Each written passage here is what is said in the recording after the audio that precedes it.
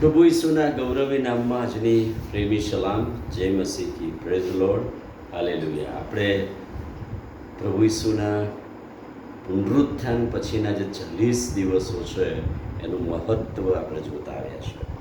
અને આજે સવારે પ્રેરિતોના કૃત્યો તેનો 1 અધ્યાય અને 3 વચન, મરણ સહ્યા પછી તેણે પોતે સજીવન થવાની ઘણી સાબિતીઓ આપી અને 40 દિવસ દરમિયાન તે તેઓને દર્શન દેતો અને દેવના રાજ્ય વિશેની વાત કહેતો રહ્યો.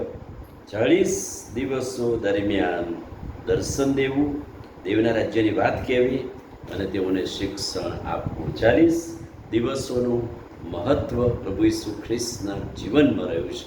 અને એટલે આજે 40 દિવસોની વાત આપણે જોવાના છે. પહેલો તબક્કો, જન્મથી તે મંદિરમાં શુદ્ધિકરણ માટે લવાયા તે સમયગાળો. લુકની લખેલી સુવાર્તા 2 અધ્યાય 22-24 વચન.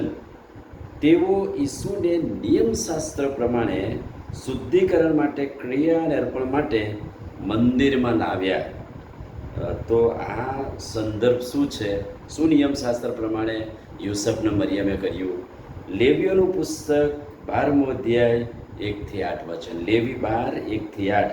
તેવું લખ્યું છે કે કોઈ સ્ત્રીને નર પુરુષ અવતરે તો 7 દિવસ અશુદ્ધ ગણાય, 8મે દિવસે સુન્નત થાય અને 33મા દિવસે શુદ્ધિકરણ માટે મંદિરમાં અર્પણો લઈને લાવવું.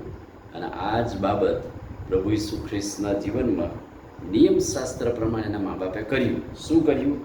8મા દિવસે સુન્નત થઈ અને 33મા દિવસે એટલે કે 40મા દિવસે શુદ્ધિકરણ માટે મંદિરમાં લાવવાનો જે નિયમ છે અને અર્પણ કરવાનો જે નિયમ છે એ લાવ્યા. એટલે પહેલો તબક્કો, જન્મથી તે મંદિરમાં શુદ્ધિકરણ માટે લાવ્યા. 40 દિવસનો ગાળો. અને નિયમશાસ્ત્ર જો કલમ 39 જુઓ તમે, લુકની લખેલી સુવાર્તા 2 અધ્યાય 39મું કલમ.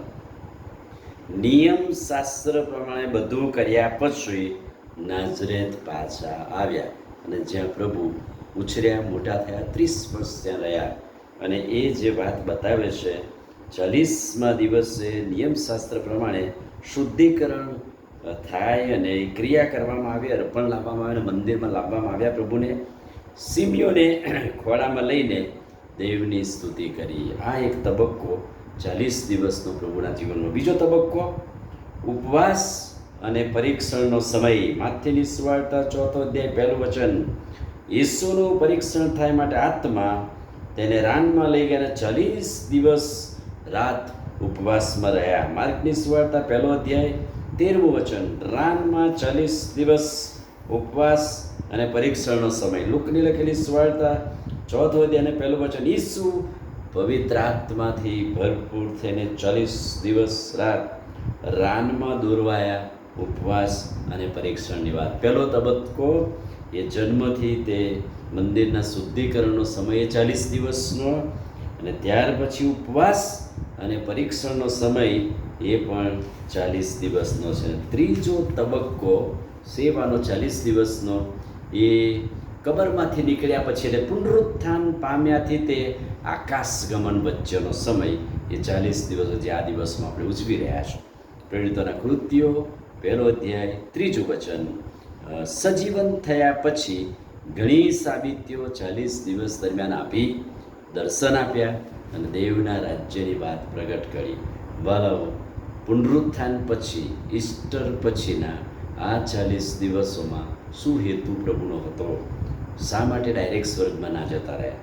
કેમ 40 દિવસ પૃથ્વી પર રહ્યા અને સાબિતીઓ આપી? એ પણ આપણે જોઈશું.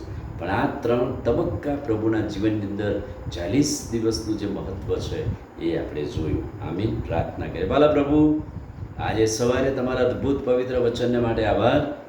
તમારા જીવનની અંદર 40 દિવસનું જે મહત્ત્વ, જે 3 તબક્કા મેં જોયા, વચન સમજવા અમારી મદદને સહાય કરો. પ્રભુ ઈસુના નામમાં માંગીએ છીએ, સાંભળોને માન્ય કરો.